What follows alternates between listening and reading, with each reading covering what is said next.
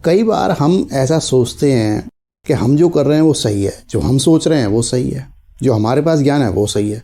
सामने वाले के नज़रिए से हम सोचना भी पसंद नहीं करते, देखना भी पसंद नहीं करते।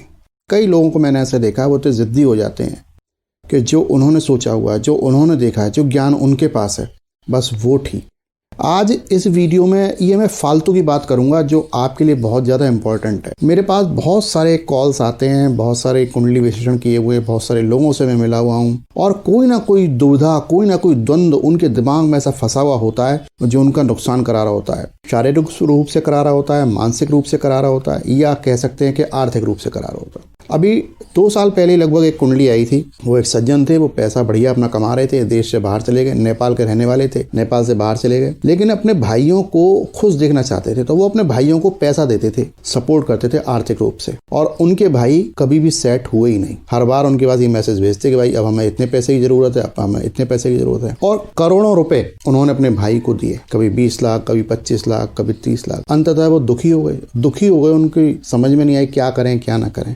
और लगभग 2 साल पहले उन्होंने मुझसे संपर्क किया था। तब उन्होंने अपनी कुंडली और उन तीनों भाइयों की, जिनको वो सपोर्ट करते थे, कुंडली को मेरे पास भेजा था। तब मैंने उनको ये बताया कि भाई ये भाई तो खड़े हुए हैं, सेटल्ड हैं, ये सिर्फ आपके इमोशंस का लाभ उठा रहे हैं, इनके साथ कोई दिक्कत नहीं है। जब तक आप पैसा भेजते रहेंगे, क्योंकि आप पैसा भेज रहे हैं, तो आप हो गए केंद्र सरकार, और किसी को यदि आप केंद्र सरकार से पैसा चाहिए तो क्या करना पड़ेगा? नुकसान दिखाना पड़ेगा, कहीं ना कुछ कहानी किस्से बनाने पड़ेंगे, और वो कहानी किस्से वो भाई बना रहे हैं और आपसे पैसे ले रहे हैं। इसके अलावा कोई सच नहीं है। अच्छा, ये सुन के बहुत सारे लोगों को ऐसा लगता है कि मैं भाई के प्रति भड़का रहा हूँ या क्या कर रहा हूँ। तो देखिए, इस बात को आप समझने का प्रयास कीजिए कि मेरा काम क्या है। मेरा काम ये है, जो मुझे दिख रहा है वो मैं आपको बता रहा हूँ, जो आपको दिख रहा है वो आप देख रहे हैं। मैं तो आपको वही बता सकता हूँ जो मुझे दिख रहा है। तो इस वीडियो में मैं आपको बताऊंगा कि हम क्या चीज़ देखें, कैसे समझें, और किस तरीके से निर्णय लेने का प्रयास करें, ताकि हमारे ऊपर एक ठप्पा तो न लगे कि हम कैसे व्यक्ति हैं। देखिए, 2 भाइयों की कहानी बता रहा हूँ मैं आपको। और एक छोटा भाई खाना खाने लग रहा था, इसकी शादी हो चुकी थी। छोटे भाई की, इसके बच्चों की उम्र थी 8-9 साल की। जो बड़ा भाई था उसकी भी शादी हो चुकी थी, उसके बच्चों की उम्र थी 16-17 साल की। तो जो बड़ा भाई था वो अपने बेटे से बात कर रहा था। अचानक दोनों में कुछ वाद विवाद हो गया, और बड़े भाई के बेटे ने अपने बाप में एक थप्पड़ जड़ दिया। और ये बात छोटा भाई देख रहा था। छोटे भाई से रहा नहीं गया,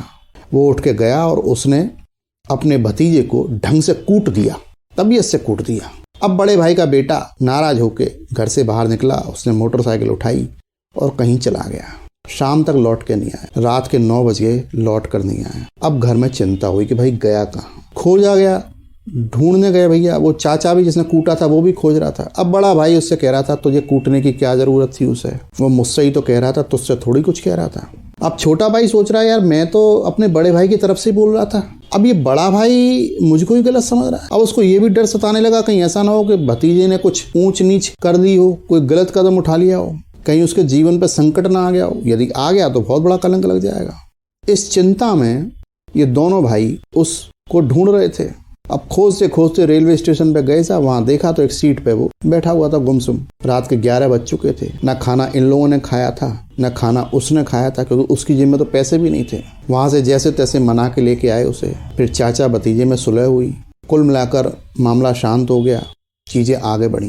कई बार हम जिन समस्याओं को जैसे सुलझाना चाहते हैं वो वैसे सुलझती नहीं है, वो समय आने पर ही सुलझती हैं। जब वो समस्याएं मैच्योर हो जाती हैं तब ही सुलझती हैं।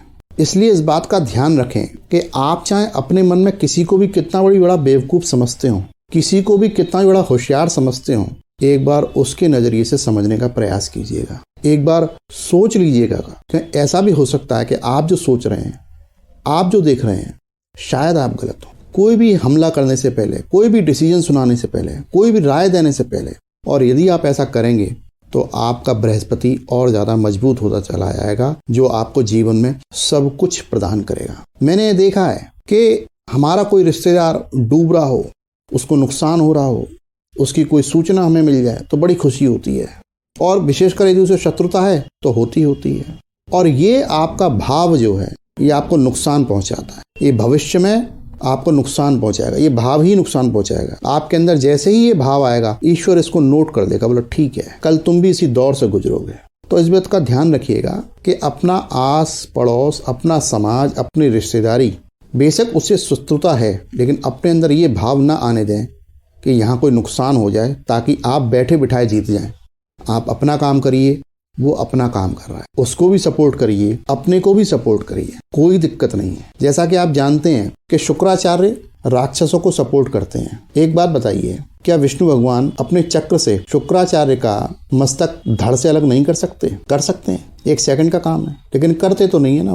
वो दोनों को ही साध के चलते हैं, शुक्राचार्य को भी और देवगुरु बृहस्पति को। इसी प्रकार आप भी अपने जीवन में निर्णय लीजिए। क्यों सोचते हैं कि आपका शत्रु मर जाए? ये क्यों नहीं सोचते कि आपके शत्रु को वैराग्य प्राप्त हो जाए? ये भी तो एक तरीका है कि जो आपसे शत्रुता पाले हुए है उसको यदि वैराग्य की प्राप्ति हो जाए, उसको वास्तव में विवेक आ जाए, तो हो सकता है आपकी समस्या वैसे ही सुलझ जाए।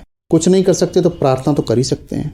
आपको मेरा ये वीडियो कैसा लगा मुझे जरूर बताइएगा, और आप मेरी बात से कितना सहमत हैं और कितना असहमत हैं मुझे जरूर बताइएगा।